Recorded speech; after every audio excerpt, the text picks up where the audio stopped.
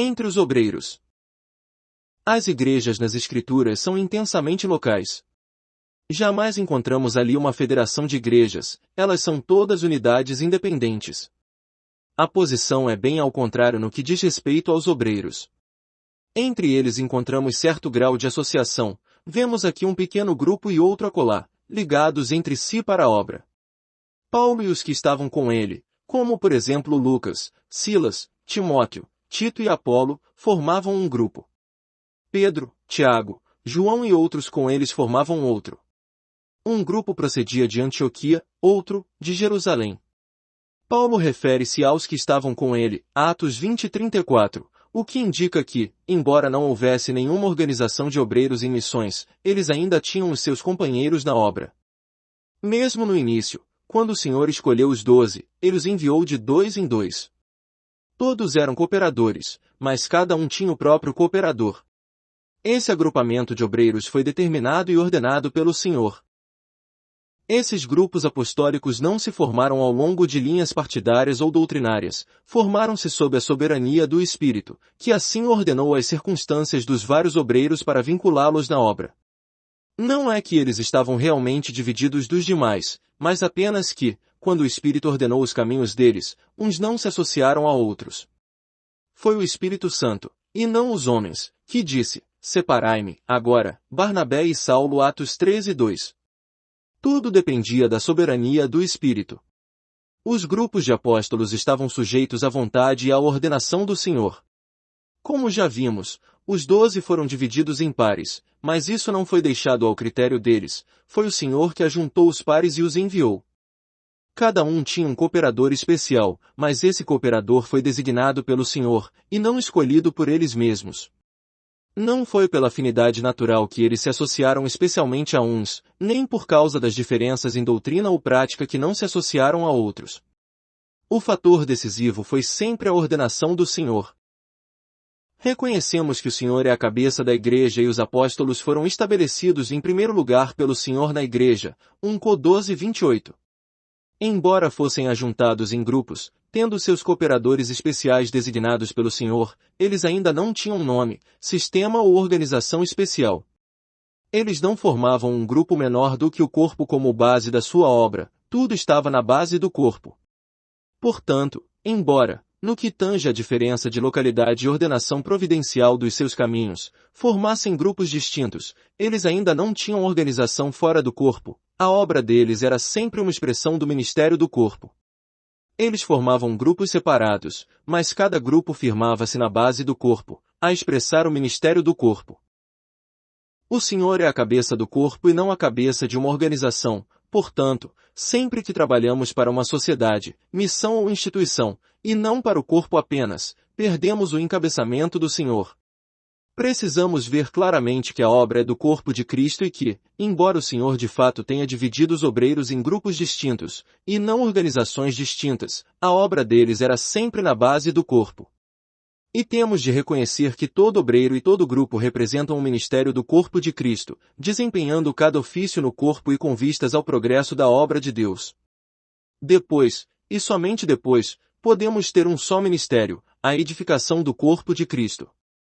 Se reconhecêssemos claramente a unidade do corpo, que resultados benditos veríamos? Onde quer que opere o princípio da unidade do corpo, é expulsa toda a possibilidade de rivalidade.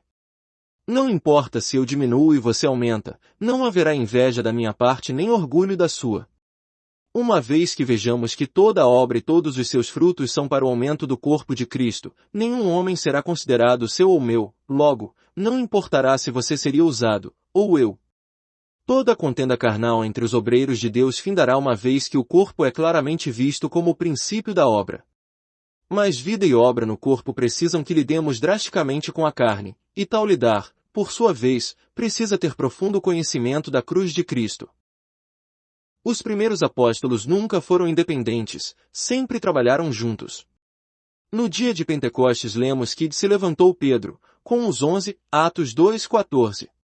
Na Porta Formosa, vemos Pedro a trabalhar juntamente com João 3:1-11, e novamente foram os dois que visitaram Samaria, 8 horas e 14. Quando Pedro foi à casa de Cornélio, 6 irmãos o acompanharam 10, 23, 11 e 12. Quando os apóstolos saíam, era sempre em grupos, ou pelo menos aos pares, nunca sozinhos. A obra deles não era individual, mas coletiva. Quanto aos que estavam com Paulo em Antioquia e noutros lugares, é pena que se dê tanta ênfase a Paulo, como indivíduo, que o resultado é que quase desaparecem de vista os seus cooperadores. Vemos que em Troade, Lucas juntou-se ao grupo e era de uma só mente com Paulo ao pensar que deveriam responder ao chamado da Macedônia 16:10. Mais tarde, quando regressaram de Macedônia, trouxeram consigo como cooperadores Sópatro, Aristarco, Secundo, Gaio, Timóteo, Tíquico e Trofimo 24. Depois encontramos Apolo, Priscila e Áquila 18:24, 2. Vemos ainda que Paulo envia Timóteo a Corinto e encorajou Apolo e Tito a ir para lá 1 Coríntios 16:12, e algum tempo depois vemos Epafrodito juntar-se a eles como cooperador Filipenses 2:25. E é bom ler nos cabeçalhos das epístolas de Paulo frases como Paulo, e o irmão Sóstenes 1 Coríntios 1, Paulo, e o irmão Timóteo 2 Coríntios 1, Paulo, Silvano que é Silas e Timóteo 1 Tessalonicenses 1. Portanto, por um lado não vemos indício de missões organizadas nas Escrituras, nem vemos, por outro, cooperadores saindo individualmente, cada um constituindo lei para si mesmo. Eles se ajuntavam em grupos, mas tais grupos estão na base espiritual, e não na base organizacional. Por um lado, a Bíblia não nos dá nenhuma garantia para se organizar uma missão, por outro, ela não autoriza nenhuma obra independente, tanto uma como a outra estão bem distantes do pensamento divino. Desse modo, enquanto temos de nos guardar da cilada das organizações manufaturadas pelo homem, também temos de nos guardar do perigo de ser individualistas demais. Não podemos organizar-nos numa missão e assim tornar-nos cismáticos. Ao mesmo tempo, temos de ter companheiros na obra com os quais cooperamos sobre uma base espiritual, e assim manter o testemunho do corpo. Precisamos frisar este fato. Os apóstolos trabalhavam em associação com outros, mas o grupo que formavam não era organizado. O relacionamento deles era apenas espiritual. Eles amavam e serviam ao mesmo Senhor, tinham um só chamamento e comissionamento e tinham a mesma mente. O Senhor os unia, portanto, tornaram-se cooperadores. Alguns estavam juntos desde o início, outros juntaram-se a eles mais tarde. Eles compunham um só grupo, contudo não tinham organização e não havia distribuição de ofícios ou posições. Os que se uniam a eles não vieram em resposta a um anúncio de classificados, nem vieram porque eram capacitados por um treinamento especial. Nas viagens que faziam, o Senhor ordenava as circunstâncias que eles enfrentavam, ele os atraía uns aos outros, e sendo de uma só mente e um só espírito, unidos e vinculados pelo Senhor, espontaneamente tornavam-se cooperadores. Para juntar-se a esse grupo, não havia necessidade de passar por exames, cumprir requisitos especiais, preencher certos formulários ou passar por certas cerimônias. O Senhor é que determinava tudo. Ele ordenava, o homem apenas concordava. Em tais grupos, ninguém tinha posição ou ofício especial, não havia diretor, presidente ou superintendente. Qualquer que fosse o ministério de que o Senhor lhes incumbisse, isso é que constituía a posição deles. Eles não recebiam designações da associação. O relacionamento que havia entre os membros era puramente espiritual, e não oficial.